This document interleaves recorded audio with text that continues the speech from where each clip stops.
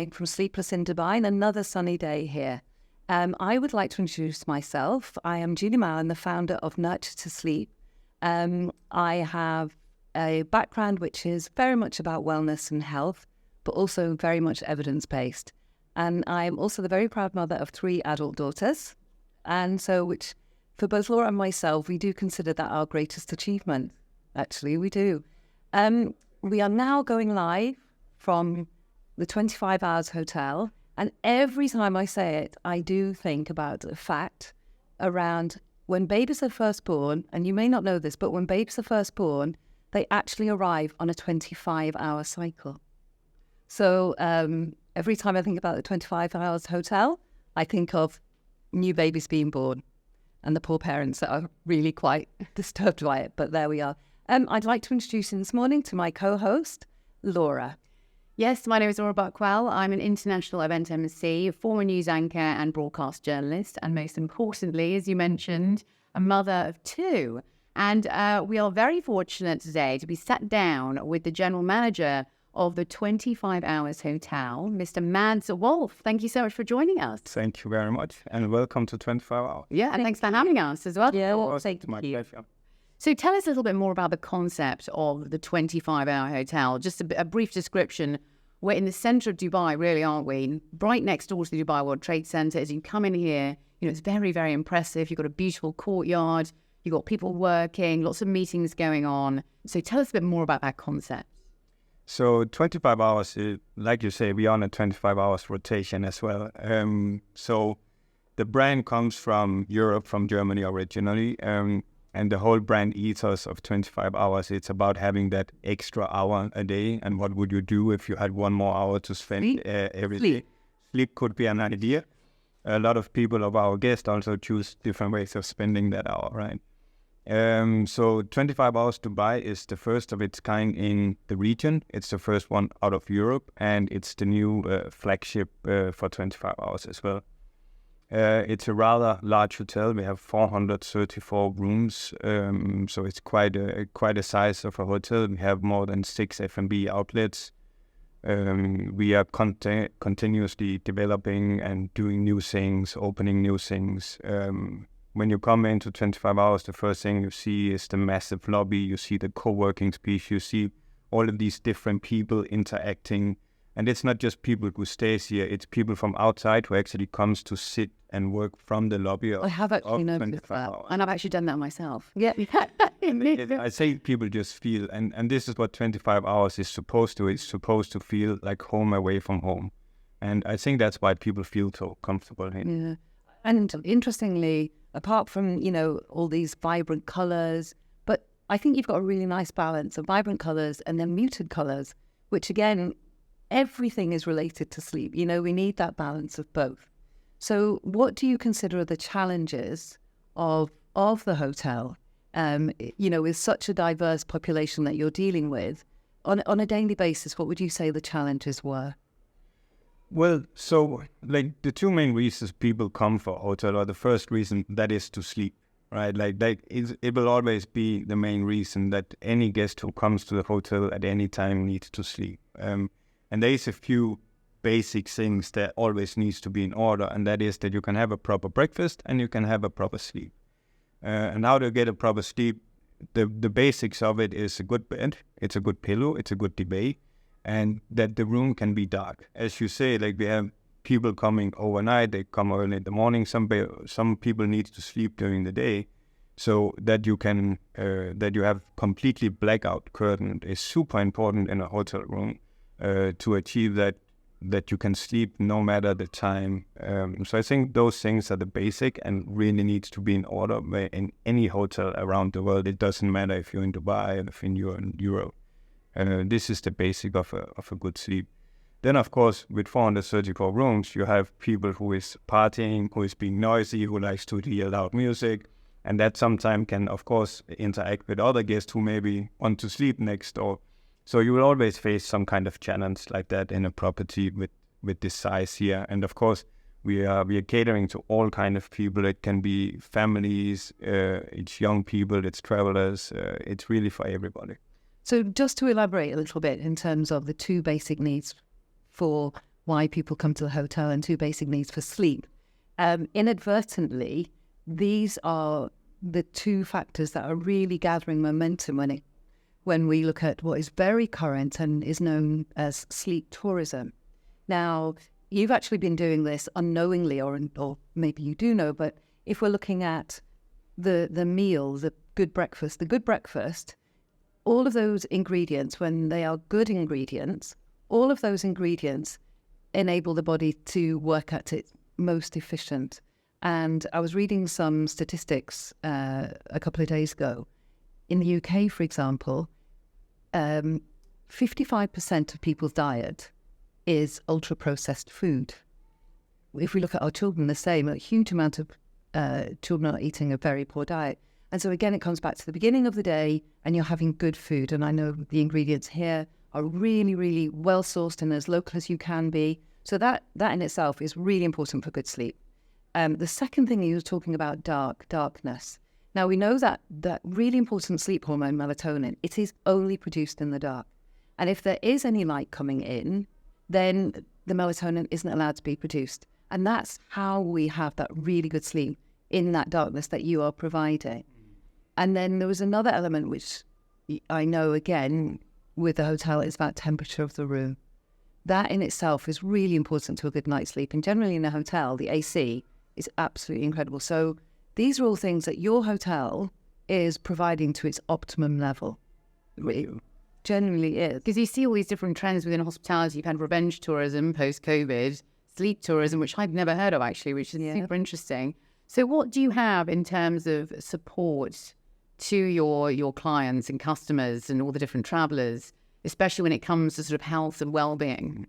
Well, I think in general, like, there's so much more can be done into tourism, like sleep tourism, right? But we are doing a lot of things, but maybe we're not conscious about that it's specific for that reason. But for example, we have an amazing gym up on the 6th floor. We have sauna, steam room, salt room. We have therapists as well, so proper spa treatments.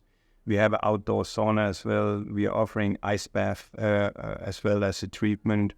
We also have like vitamins, eye drip, and stuff like this here. So there's a long range of items that we actually offer to our guests who comes and stay with us, which is all something that affect the sleep at night. If you have a proper breakfast, you have a proper workout, ice bath is amazing, a sauna treatment, and then basically you're ready to go to sleep, right? So what do you suggest in terms of before going to sleep, a sauna or an ice bath, or maybe both? Both. Really? But even apart from that, we talk about the 3 main pillars of health, and they are nutrition, sleep, and exercise. And, the exercise is very much because when we are exercising, it's sending signals to the brain to repair in preparation for sleep. So with your exercise, that's why it's so fundamental for our sleep, because the body then goes into repair throughout the night, and therefore we have that much deeper sleep. And the other thing, we talk about why sleep is so important, and we still don't really know. But certainly in terms of repair and restore, it really is fundamental. So, going back to your question about what would you prefer, definitely both of them, because we're hitting both needs. Well, we found out earlier that you're actually a very keen runner, and your sleep patterns and your health and lifestyle and everything's changed quite a lot. So maybe tell us a bit more about that. Definitely, so I've been running and doing exercise and all kind of sports the most of my life. And it came during COVID. I'm a keen marathon runner. I've done a few ultra runs, which is then marathon and above marathon distance. But then as soon as COVID hit, I decided to get a professional trainer for my running and see if I could, further improve. And one of the first things that we looked on was diet and sleep. Yep. Right. Okay. Because for any, it's not even worth going out training if you haven't slept properly, or if you will not sleep properly. Then there's no reason to take the next exercise actually. So that was one of the first things that we kind of fixed and looked at, and that really opened my eyes for how important it is to sleep. I've always known that I can work and I have a good endurance, but as soon as the sleep's cut off, then you start lacking, right?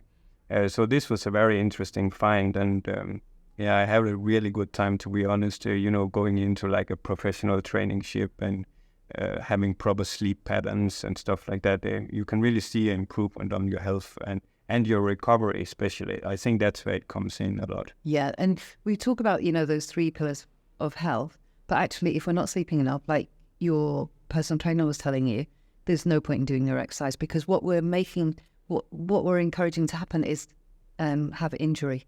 Exactly. So the better we sleep, the less likely we have injury, because the body then goes into its restore and repair. So that's really important. But also something that I was, and it was around learning about Manchester United, because I am was a big Manchester United fan. But looking at how sleep led them to win the treble. Is that what they said? That's what it was. No, it's not. And it's really, it's a fact. And it goes very much back to the importance of sleep and exercise. And what they discovered during their research around that time was that on a first night that you stay in a hotel, you can lose up to 40% of the body's ability to repair and restore. Now, one of the main reasons for that is because the brain doesn't recognize the environment, and it goes to fight, fright, and flight. So it doesn't get into that deep, deep sleep.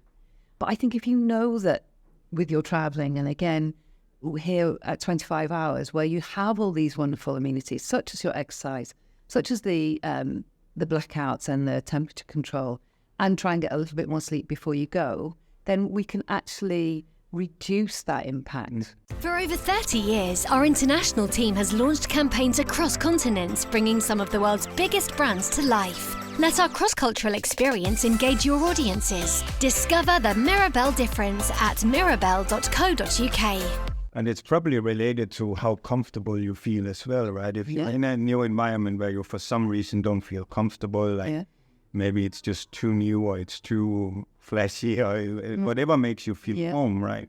Yeah. And so that journey already starts when you arrive to the hotel. If you actually feel comfortable, if you feel safe, if you feel that this is a good place to be, that all will impact how the end of the night is going to be for you and if you will sleep well, I guess. Yeah, it's all about feeling safe, because I did a trip to Lisbon the other week and I came back and I think it was 2 days later and I was literally knocked out. So it's almost like I was running on adrenaline. Amazing hotel, it was beautiful. But I think it was that safety aspect, then getting home and then just completely relaxing. I think I slept like 9 hours. I was exhausted. Yeah. But that's a really good, heavy, restorative sleep. So I'm very happy to hear that. I think you can even do a test on it, even in your own home, if you lock the door when you go to sleep or if you don't lock the door. If you leave the door unlocked, I'm sure your sleep will not be very well, because unconscious, you keep thinking about this. And what if somebody grabs this door, right? Your sleep will not be well. So it doesn't take a lot to get us out of that sleep pattern. Yeah. And we were talking yesterday about how, or our last podcast, we were talking about how, we're in the world that we're living now, we are much more on because of modern day living. So instead of having a really nice balance of being in our relaxed state, rest and relax, and then that anxious state, the balance is completely, out now because of the influence of the screen time, and just everyday stress is here more than ever before. So, we're going to bed in a stressed state more than others. And, like your cortisol, would have been a huge factor for you sleeping as well. So how do you make the travelers and your customers and everyone that stays here feel safe? Well, I think, like I said before, I think it's really about when they come to the door of 25 hours. That's already when it starts the guest journey. Like, how are you greeted? How are you checked in? Who are the people you meet on your way? How do they greet you? How do they talk to you? How is your room looking? Is even the cleanness of the room? It's gonna make a difference. If you check in and you feel like this room haven't been clean, you'll start thinking, oh, what else is wrong? And so it's really about that holistic guest journey from your checking into your hotel. Are you in good hands? Like, that's the base of it, I think. Are you really in good hands? What is the touch point? Who is the people around you? you feel safe, you feel good, you feel like this environment you want to be in. And all of that then affects when you pull the curtains, now it's dark and you can go to sleep. And that really does align with Nurture's philosophy as well. I mean, the word itself, to nurture. And, you know, if a hotel can encompass that a guest does feel nurtured, there is that element of safety. And once we feel safe, then we are able to be our best selves as well. So this is really positive. So also we learned that you're Danish. I am, yes. So what happens in Denmark when it stays incredibly light during the summer? How do you manage that? Well, I guess it's the curtain thing as well. It's so long ago since I lived in Denmark, so it's a bit difficult for me to remember. But it's true, like it's so light. Like you have these summer evenings where it just doesn't get dark. Like you're at midnight and it's still bright outside, and then 5 o'clock in the morning it's bright as well, right? So it's just it's a very different environment. I lived a long time now in Asia and in Middle East as well, where you're used to 6-7 o'clock. It's just dark outside. So I guess there's both pro and cons in it. In the beginning, when I came out, right, you're saying, wow, it gets dark so early. The day is finished by 6 o'clock. You are used to having more hours to complete things in, right? Yeah, no, I found that difficult to adjust to when I first got here as well. But each time I take my kids back to the UK, literally, we were talking about this yesterday as well, and it's trying to, you know, black out the curtains because they're literally up at, you know, 5 a.m., silly o'clock, and then up until, you know, 10 o'clock unless it's all sort of blacked out. But just going back to, you know, the lighting in Denmark, and I mean, light is so critical for sleep, and it has a direct impact on what we call our circadian rhythm. Now, what that means is the release of melatonin in the evening. Now, in the last 7 to 10 years, and most of the medical field, because it is so new, the technology, but in Denmark and other countries where light is an issue, sunlight and darkness, they've created these red boxes. So people will have low melatonin, and it's not because of, you know, anything to do with the release of the melatonin. It's very much linked to the light. But these boxes now, when you have so many hours per day, just daily, you're going to boost your melatonin, and that's actually going to help you sleep better too. But this is really new technology, which I know that in Denmark, there's a really high use of this technology. It's really fascinating. Yeah.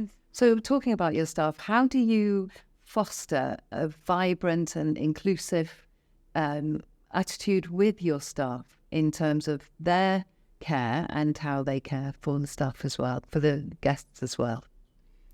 So this is very important to me, and it's something that is maybe still a bit new in the region, you know, really to start focus on life quality of your team members as well, because like we all know that if you have happy team members, you know, in the end you're going to have happy guests because they're the one taking care of them. It's not me who take care of our guests, it's our 350 staff members who is actually doing that. So one of the things that was very important for me from the beginning here, it was that we could offer our team members living accommodation, but very nearby the hotel. So today, our team members, they have accommodation just 200 meters away, so they can actually walk to work every day, which is making a difference. And also, they're not in accommodation like there is maybe 20 or 40 minutes with a bus ride from there. Yeah. They're actually living next door. It's easy for them on the off days to go to a mall, go out, or just living a completely normal life like you do anywhere else, right?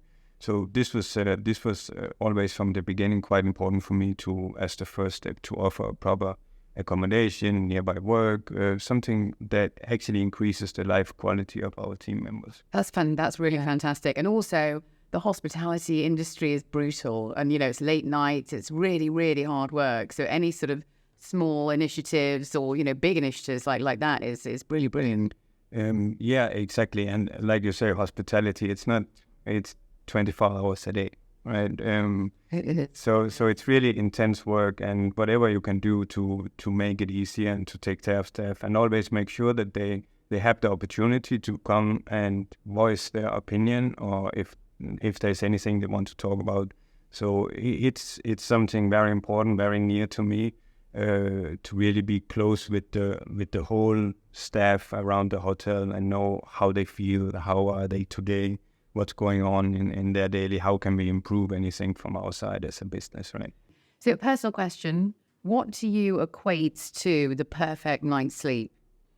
Well, over the past, like both of you are mothers of two, so I'm fathers of two, which came very recently, so they're just 3.5 months now. Oh. So that means that my sleep in the last few months have been up and down, let's say that. It's sometimes interrupted. So a perfect night of sleep, I guess, would be just to sleep for 7 hours and stay straight ahead. But again, this is another beautiful thing of the world, so... But on a really positive note, with your babies being 12 and a half weeks, 12 weeks is when the melatonin comes in for the very first time. So babies are born without any melatonin. And what this means, which is a real positive, is that they are now organising their day and night. So this is really, you're moving forward. Amazing. Those first 2 months are so tough, though, so I feel your pain. It's really interesting. Throughout the whole of this interview, for me, what I hear from you repeatedly is about providing a safe space. Safe space, whether it's for your guests or a safe space, whether it's for your employees. And that has to be really celebrated, like you say, within the hospitality industry. And even that small area or element, which is not small at all, about providing an opportunity for them to walk to work. We all know the beauty of that. We all miss that, being able to walk to work here in Dubai. So even something like that is huge. So I really want to congratulate you and the 25 hours.